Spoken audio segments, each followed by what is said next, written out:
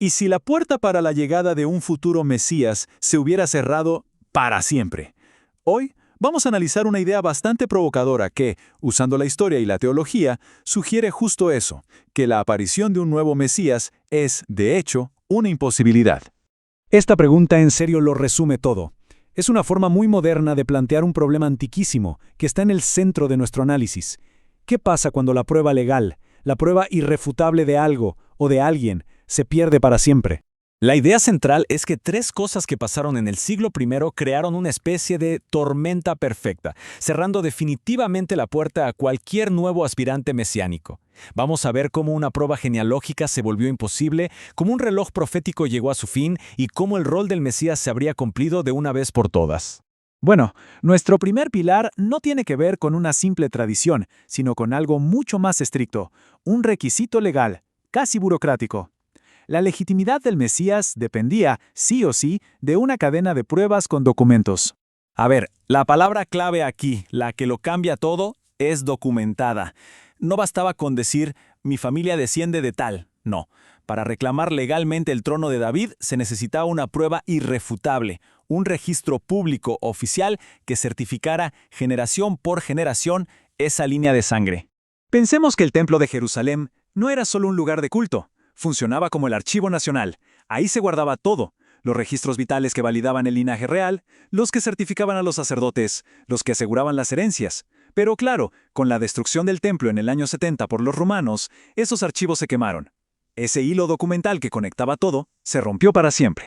Y claro, alguien podría pensar, bueno, ¿y no podríamos usar pruebas de ADN? Pues según la perspectiva que estamos analizando, la respuesta es no.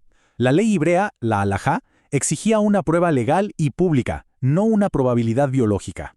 El ADN no puede confirmar la legitimidad de cada matrimonio o el derecho del hijo mayor a lo largo de 2000 años. O sea, el estándar legal que se pedía en la antigüedad ya no se puede cumplir. Muy bien. Si la prueba histórica se perdió, ¿qué pasa con el tiempo? El segundo pilar de este argumento nos mete de lleno en una especie de cronograma profético que, según esta interpretación, establecía una fecha de vencimiento muy, pero muy específica. En el libro de Daniel hay algo que se ha llamado un calendario divino. Este cronograma arranca con el decreto para reconstruir Jerusalén y a partir de ahí traza una línea de 483 años que, según esta lectura, termina justo en el siglo I, precisamente durante el ministerio de Jesús. Y aquí la secuencia es inalterable. El texto es súper explícito. Primero, al Mesías se le quitará la vida y después, la ciudad y el santuario serían destruidos. Sabiendo que la destrucción ocurrió en el año 70, cualquier aspirante que aparezca después de esa fecha estaría, según esta profecía, descalificado. La ventana de tiempo se habría cerrado. El tercer y último pilar de este argumento es puramente teológico y se enfoca no solo en quién podría ser el Mesías, sino en qué es el Mesías y si su función, su trabajo, por así decirlo, ya fue completado de forma definitiva. En el Antiguo Testamento, los oficios de profeta, sacerdote y rey siempre se mantuvieron separados. Nadie ocupó los tres al mismo tiempo. El gran argumento del Nuevo Testamento es que el Mesías unifica estos tres roles de manera perfecta y eterna en una sola persona, creando una figura única e irrepetible. Para entender esta idea de un rol cumplido, hay una palabra clave: tetelestai. En el griego de esa época no era una palabra cualquiera, era un término contable del día a día. Se escribía en los recibos para indicar que una deuda estaba saldada, o sea, pagado por completo. Entonces, cuando el Nuevo Testamento atribuye esta palabra a Jesús en la cruz, la implicación teológica, según esta fuente, es inmensa. Significa que la obra del Mesías está consumada. La deuda está pagada. No queda nada pendiente que un futuro reclamante deba o pueda cumplir. Esta idea de un rol ya cumplido se ve todavía más clara en una de las transiciones teológicas más importantes: el cambio en el sacerdocio.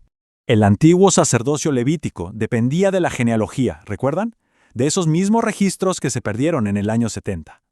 Era temporal y necesitaba sacrificios constantes. En cambio, el Nuevo Testamento propone un sacerdocio superior, el de Melquisedec, que es eterno. No se basa en el linaje, sino en la persona misma, y su sacrificio es único y definitivo. Por su propia naturaleza, este sacerdocio no admite sucesores. El sistema antiguo, con su templo y sus sacrificios, se describe como una sombra que apuntaba a una realidad futura. Una vez que la sustancia, o sea, el cuerpo que proyecta esa sombra, llega, la sombra se vuelve innecesaria.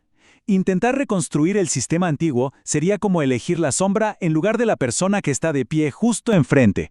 Bien, hemos recorrido los 3 pilares de este argumento: el histórico, el profético y el teológico. Veamos ahora cómo encajan todas las piezas para construir un caso unificado. En resumen, el argumento que hemos explorado se basa en 3 puntos que se refuerzan entre sí. Primero, la prueba legal del linaje se perdió. Segundo, el reloj profético se detuvo. Y tercero, el rol mesiánico, al unificar los 3 oficios, fue cumplido de una vez y para siempre. Y esto nos deja con una pregunta final para la reflexión. Si aceptamos las premisas de este argumento, la historia no es un continuará. El capítulo final ya se habría escrito. Esto nos lleva a pensar en la profunda implicación de una fe que no espera el cumplimiento de su promesa central, sino que cree que ya ha sido testigo de ella.